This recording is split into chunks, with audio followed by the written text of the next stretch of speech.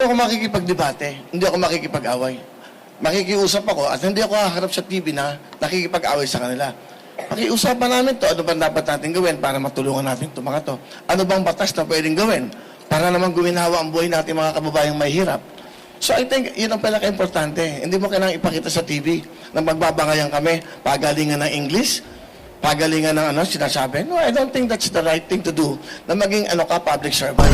Parang nalulungkot ako pag nakakakita ako ng mga nag-aaway, ego, pagalingan, hindi naman ho ganun ang pagsilbi sa bayan. Dapat busilak ang puso mo sa iyong mga kababayan, lalong-lalo na mahirap. Kung makikipag-away ako sa Senado, makikipag-away ako para sa mahirap. Makagawa ng batas sa ating mga kababayan. Kung nadidinig nyo lang araw-araw ang bulong sa akin ng bawat mahihirap, dudugo ang puso mo. Yung mga nakikita ko, awayan ang awayan, mga edukado, ang tingin nila sa mga artista masyadong mababa. Magandang hapon sa inyo lahat, Luzon, Visayas, Mindanao, at saan masulok ng mundo. Una sa lahat, ako po si Wilfredo Bendia Revillame, yan ang tunay kong pangalan. Pero kilala niyo naman ako sa pangalang Willie Revillame. At ako pa 64 years old. Siguro hindi na ako kailangan mag-explain, hindi na ako kailangan magpakilala sa inyo. For 21 years, meron akong daily show, tanghali, hapon, gabi. So, kumbaga, naging parte na ako ng buhay ng mga Pilipino, lalo na po yung mga nanay, tatay, lolo, lola, yung household. Yun lang ako. At nandito ako ngayon. In fact, meron akong live show ngayon. Nagpaalam muna ako. Ang alam ko, naka-feed kami ngayon sa TV5. Naka-feed ho kami ngayon sa show. At yung mga nanonood ngayon doon, nagpaalam muna ako.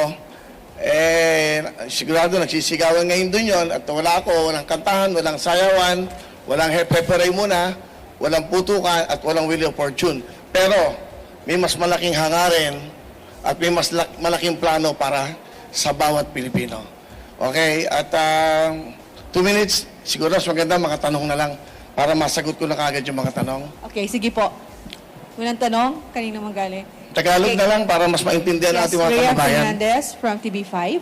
The next question is, what happens to your show if you are vying for a Senate seat? Anong mangyayari po dun sa will to win? Sa pagkakaalam ko, sa rules ng COMELEC, until February 10, pwede pa ako mag-live show. So I still have 5 months na makakapag-live ng 5 to 6:30 sa TV5, sa Facebook na meron kaming followers sa 17,300,000 at 8 million sa YouTube. So pwede pa ho ako magtrabaho, pero pagdating ng February 11, mag-stop na, and that will start the campaign. So you know, and then, pag nanalo, pagpalarin, at pag pinagalob ng Diyos na ako yung makapaglingkod ng tapat at walang halong pag-iisip ng masama sa aking mga kasama, ako pa'y babalik, like the Senator Tito Soto, na may Itbulaga pa din. Yun lang. Okay, sige, go ahead. Sir, one additional question po. Ano pong nag-udyok sa inyo para finally tumakbo na po sa pagkasenador? Because going back to your previous statements, hindi nyo po nakikitang tatakbo kayo sa sabak sa politika eh.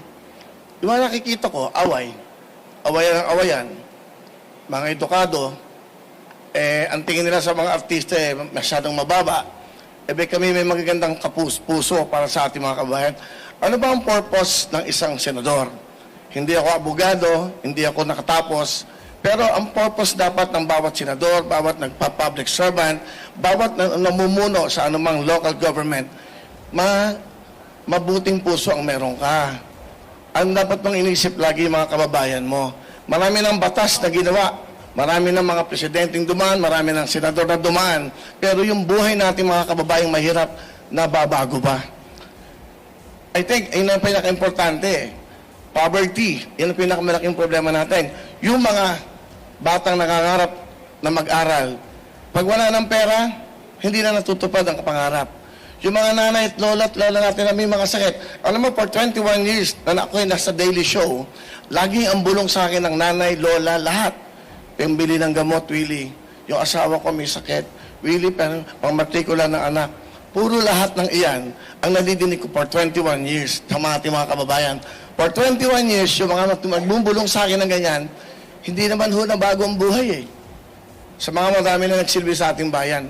Wala akong sinasabing iba. Ibig ko lang sabihin, dapat hindi lang batas ng tungkol sa batas ng mga kung saan-saan batas. Batas ng mga mahihirap ang kailangan natin. Paano magbibigyan ng magandang buhay ang ating mga kababayang mahihirap? Mga batang nangangarap na walang pambili ng libro, walang sapatos, walang pangmatrikula.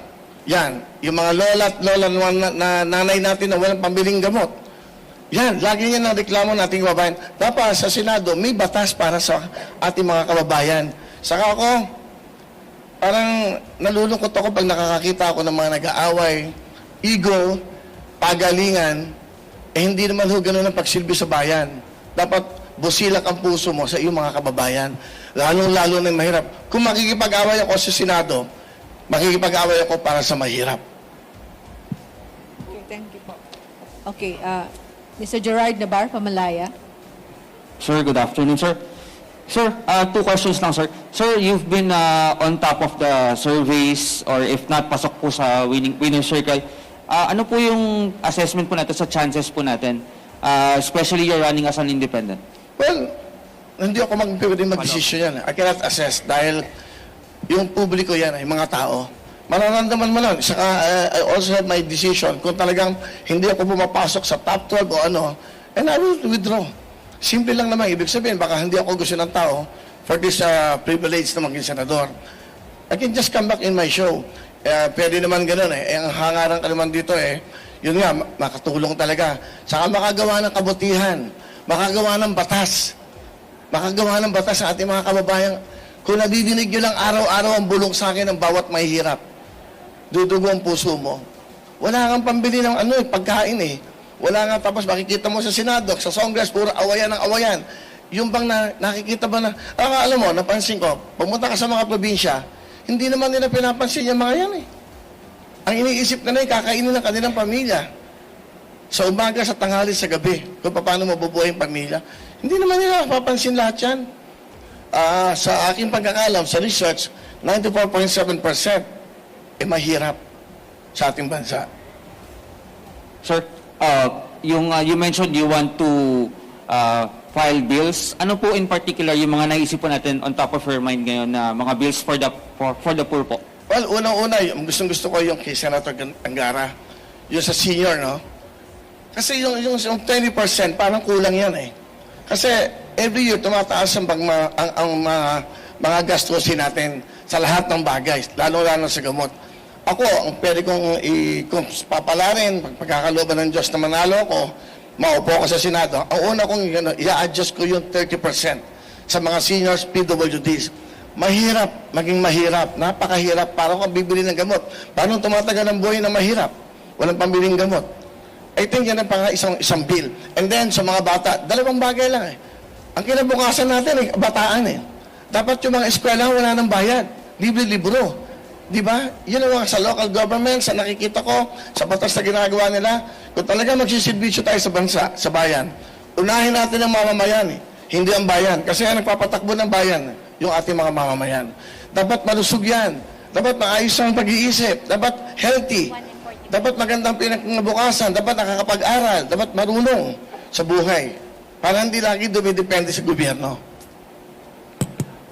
One last quick question. 1 minute and 45.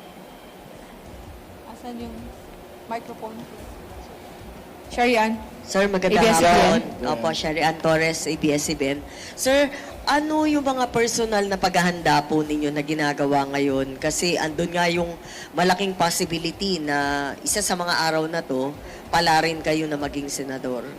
At syempre, alam naman po natin na maliban sa busilak na puso, mapupunta talaga kayo at mapupunta sa matindihang debate, lalo na kung ipaglalaban nyo yung mga panukalang batas po ninyo. So, paano po kayo naghahanda sa mga ganito? Well, hindi ako makikipagdebate. Hindi ako makikipag-away. Makikiusap ako at hindi ako haharap sa TV na nakikipag-away sa kanila. Pakiusapan namin to, ano ba dapat natin gawin para matulungan natin itong mga to? Ano bang batas na pwedeng gawin para naman guminhawa ang buhay natin mga kababayang mahirap? So I think yun ang pinaka-importante. Hindi mo kailangang ipakita sa TV na magbabangayan kami, pagalingan ng English, pagalingan ng sinasabi. No, I don't think that's the right thing to do na maging public servant. Lahat mapag-uusapan eh. Lahat pwede mong pakiusapan. my colleagues, pwede ba natin gawin to? May mga lugar tayo naghihirap. Napapansin ko sa bagyo, tuwing may bagyo, lagi may problema, tanggal ang bubong. Yung pupuntahan nila na dapat doon sila ma-accommodate, hindi rin sila, binabaha din yun. Anong dapat na paraan? Isa yan sa mga nakikita ko. Kasi during the time na maraming may bagyo, pinupuntahan ko din yan na hindi naman ako public servant. Dahil gusto ko lang makatulong sa ating mga kababayan.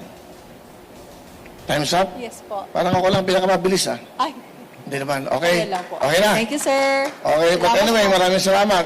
Chairman, maraming salamat kasi tinanong ko si Chairman yung mga rules. So, pwede pa ako mag-show hanggang February 10. That's the last day. Maraming salamat at mabuhay. Sana ang pag-asensyo ng bayan, pagmamahalan.